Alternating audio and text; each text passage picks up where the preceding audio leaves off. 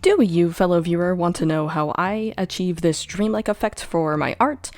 Well, look no further. This is a tutorial on how I did these, basically.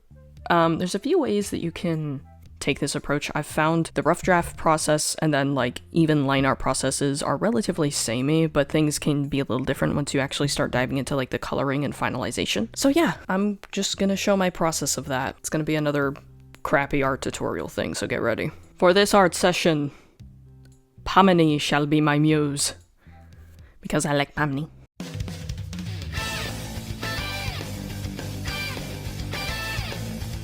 Now that we have a sketch. For line art, to kind of achieve an old cartoon aesthetic, you probably want to opt in for thinner line art. One brush that I really like for this style is this brush. Although it kind of sucks because you have to be really slow with it.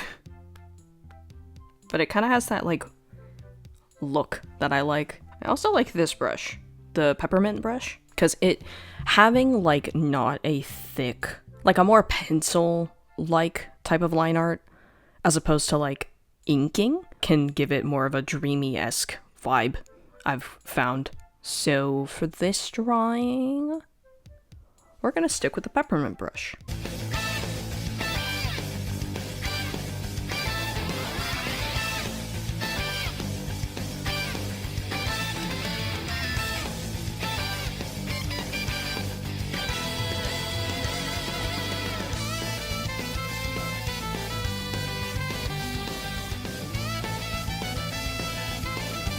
Alright, now that you have your line art layer, because I did such a disorganized job at line art, I'm going to color this manually.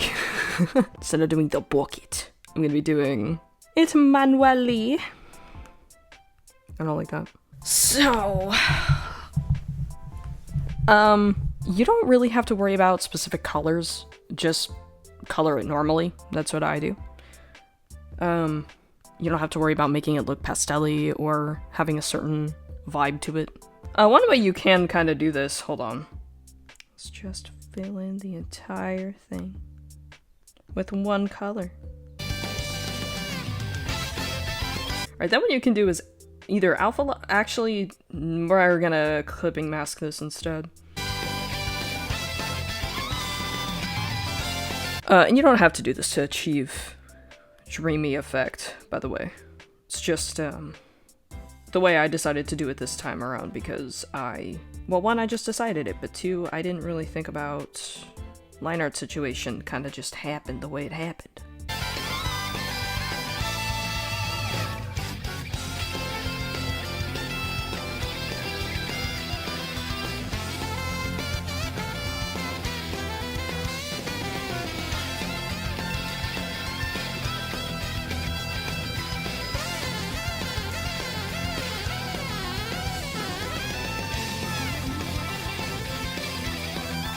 Now that you have colors in the background, you can take a few different approaches with this. Things that I usually do with this is I will duplicate the line art layer, and then I will blur this layer to like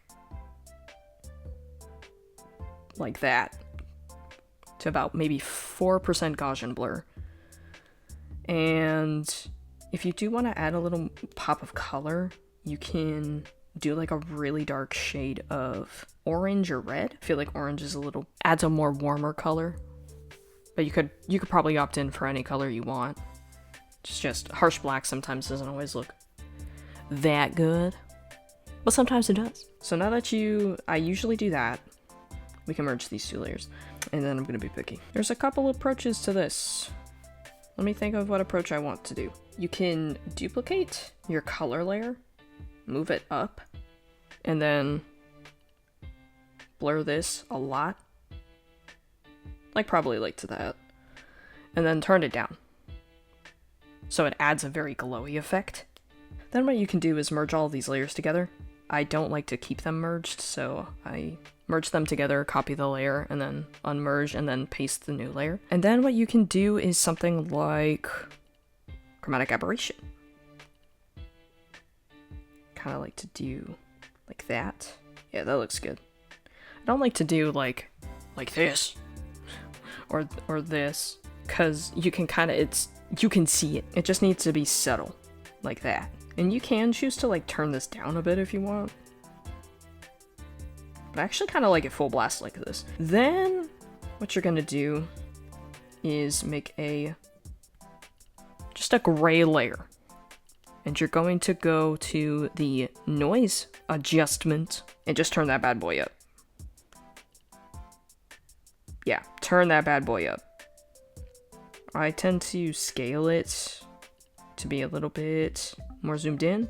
If you want to have bigger chunks, I don't really know how to word that, you turn it up. If you want to have it just be more subtle, turn it down. You can adjust the turbulence. I don't typically. What I do like to adjust is having color, so it's colorful. And then just turn that down a bit. And you can kind of scale this to your liking. So there's that. Another thing that I like to do, I'm just going to duplicate and make another gray layer, is I like to scroll down to luminosity. And I like to turn this down a little bit. And it kind of adds that, like, that kind of filter you see in, like, older cartoons, in my opinion. So I like adding that. And then another thing you could do is,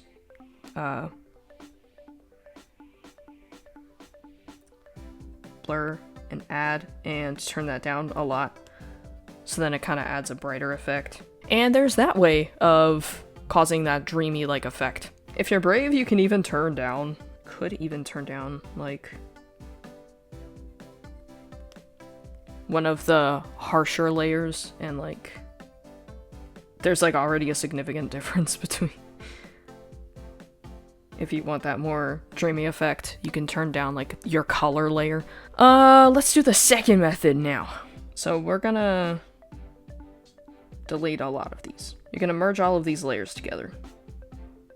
And you're going to duplicate them. You're going to create a layer above each separate layer. Clipping mask, clipping mask, clipping mask. And then you're going to fill it with either like red, blue, and green, or pink, yellow, and cyan. I like pink, yellow, and cyan more. So pink, yellow, cyan. It really doesn't matter, honestly. You can pick whatever colors you want, probably. Then I can't remember which one I do. I think I do add.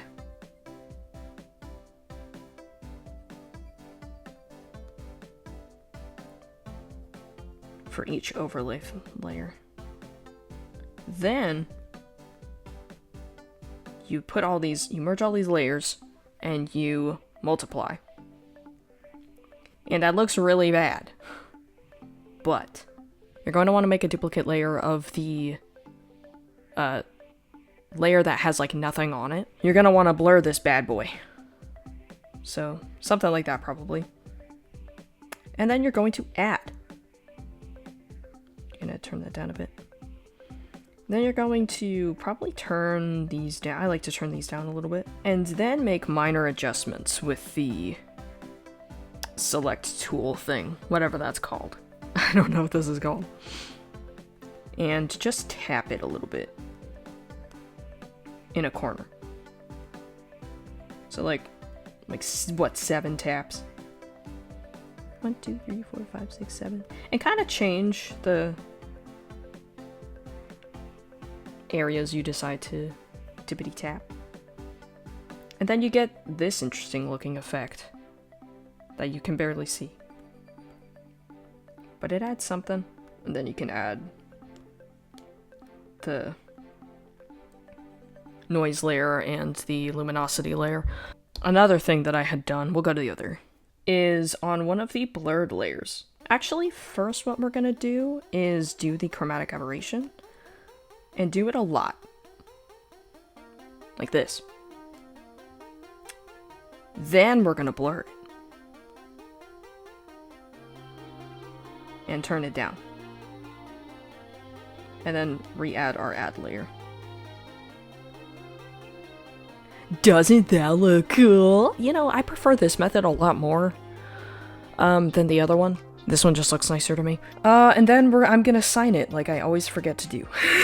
And there you have it. That is essentially how I get that dreamy looking effect. There's different ways you could kind of approach this. There's different things you can try, different layer like filters you can try, and different layer filters you can utilize. This is typically how I do it. And this is stuff that I've like figured out over time. Like I've used multiply layers before, I've used like there's one Enna drawing that I had where I used the like multiply layer and capture that like dreamy effect. I don't think I have it in Pro actually. Mwahaha. Anyways, this I did a lot differently. I do have the luminosity layer, which really brings the drawing together. It's like, look at it without it. Have the noise layer. Have an overlay layer, which is interesting because I usually don't use overlay. Have a lot of line art layers. Some lighting and shading layers. Have a multiply layer. Yeah, which also really does a lot. I'm curious, what does this look like? Yeah, that makes sense. It looks like I also blurred. Oh, I did. I did blur this colored layer. This drawing took a very different approach. But it looks good, and it still achieves the same, like, effect. For this beautiful set of POMNI doodles, as you can see, these POMNI doodles are pretty similar. These POMNI doodles are similar, and then this POMNI doodle is just entirely separate. Then there's the POMNI. These POMNIs are basically just full color layer at a lower opacity, and then a blurred layer at 50% opacity. These POMNIs are probably something similar. Yeah, 80% opacity. It's just that they have more, the bottom color layer is like stronger in opacity. And then this POMNI is just a whole different ordeal. This layer is blurred. 47% opacity.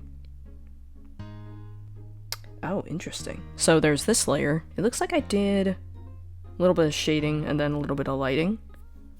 But like the multiply and like probably screen or whatever. And then did colors over that, which is at maximum opacity, but I think the brush I used was at like a lower opacity.